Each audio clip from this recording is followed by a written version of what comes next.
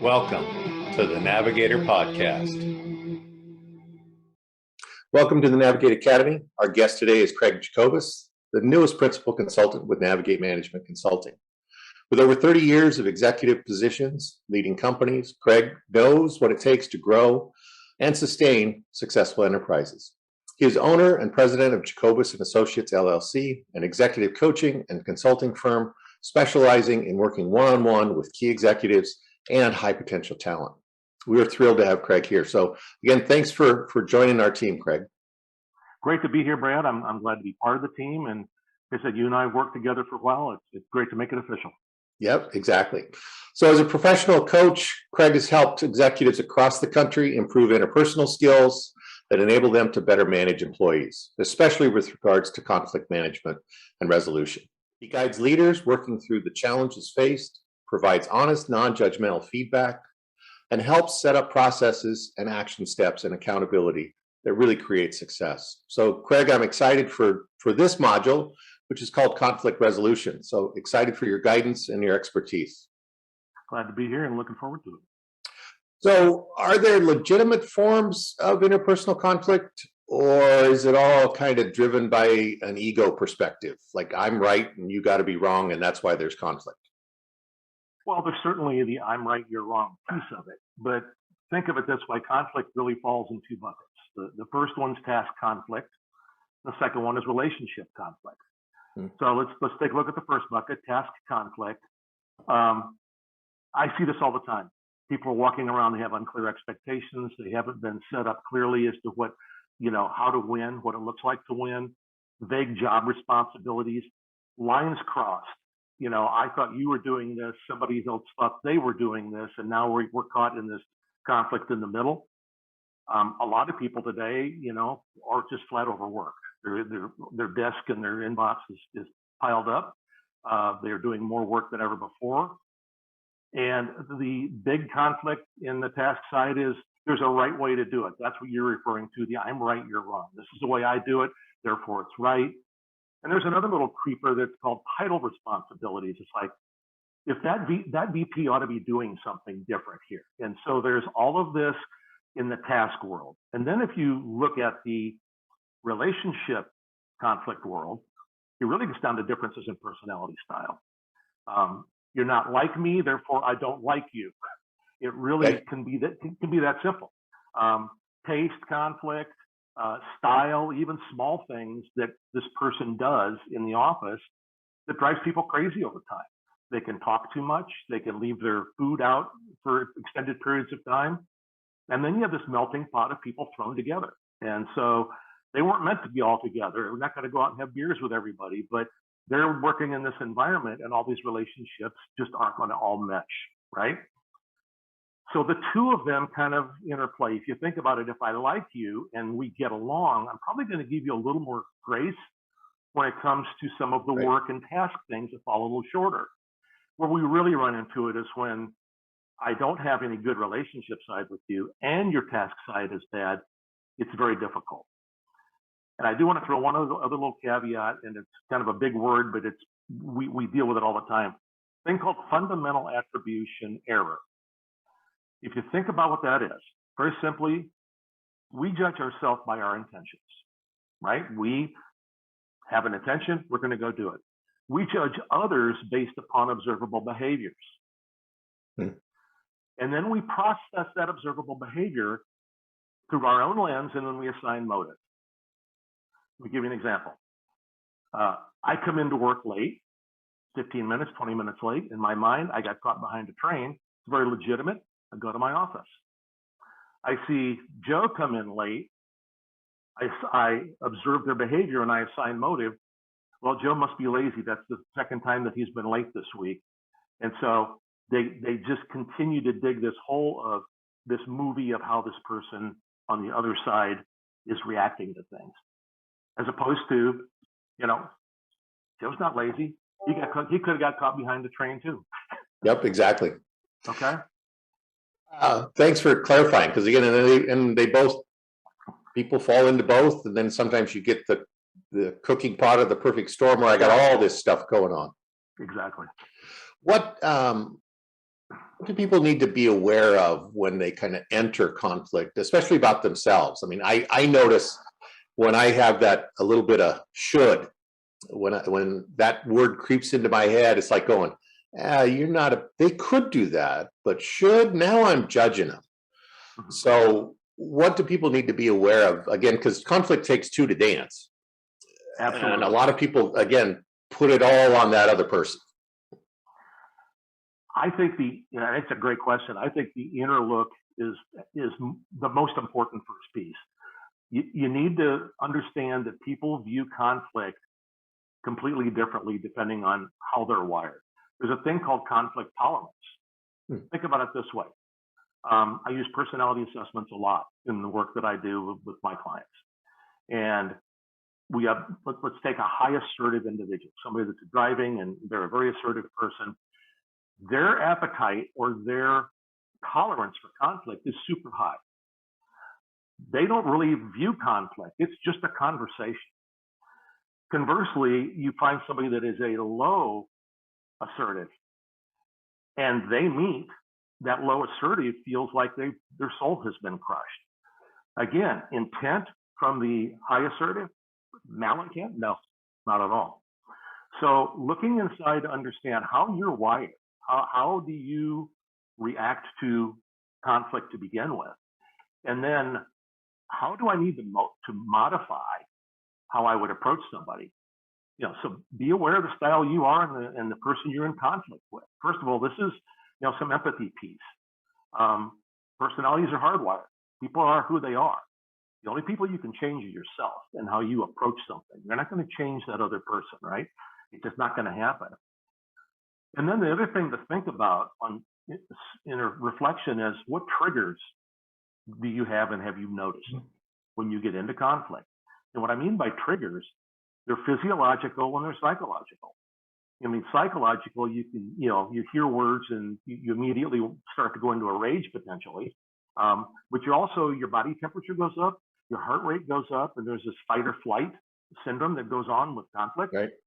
And so understanding that, this is all about self-awareness. You need to understand when that happens, if you just allow it to go forward, nothing good's going to happen. You have to short circuit that trigger somehow.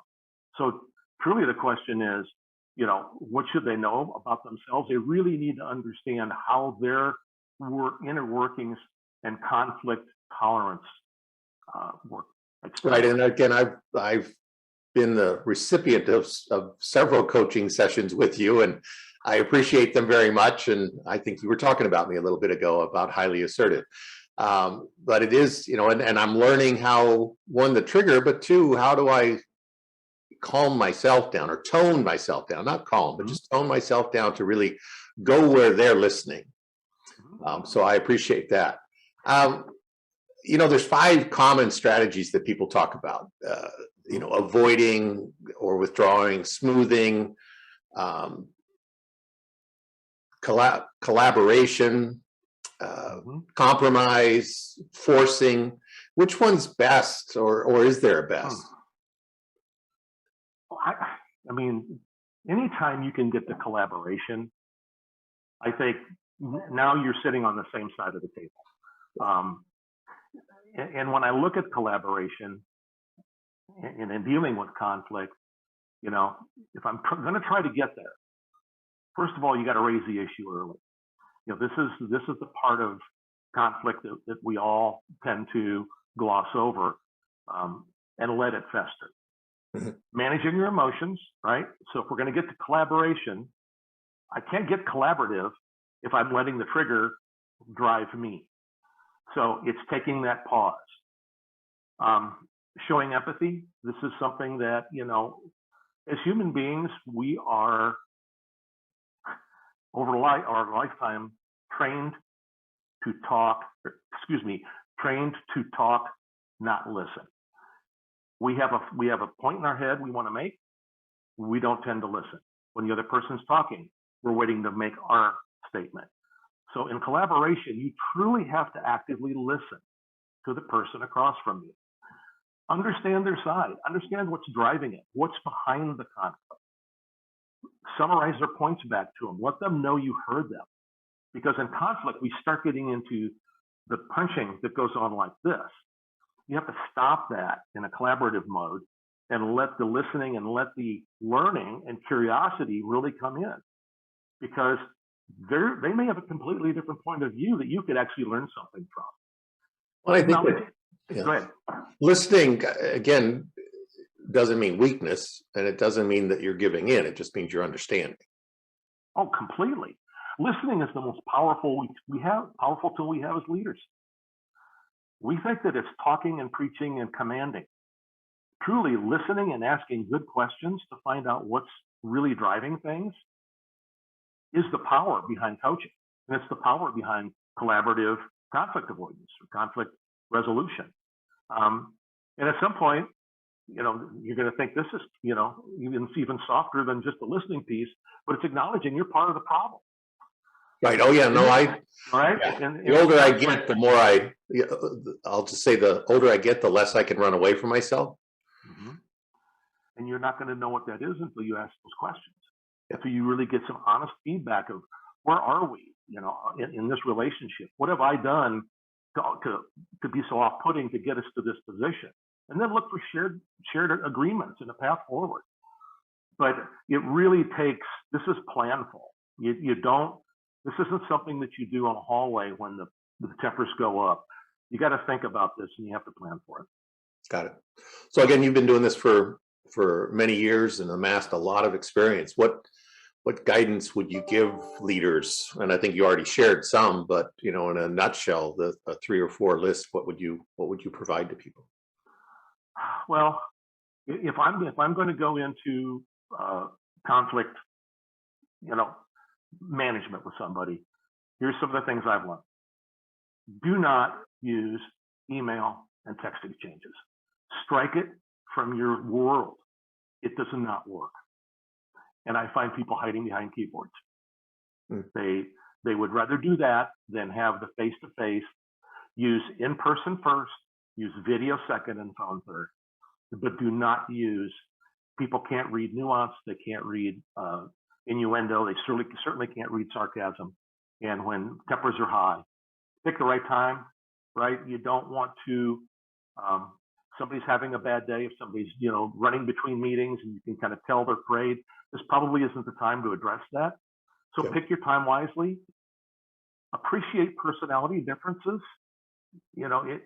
We say not only appreciate their differences, but celebrate them.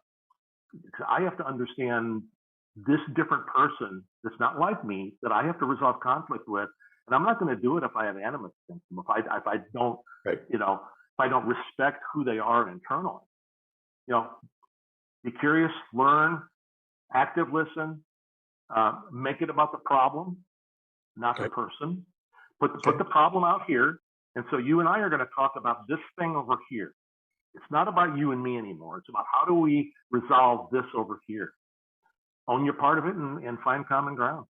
Got it. Thank you. I've had, several people is like, well, I don't like that person. And I always brought up, well, they have friends.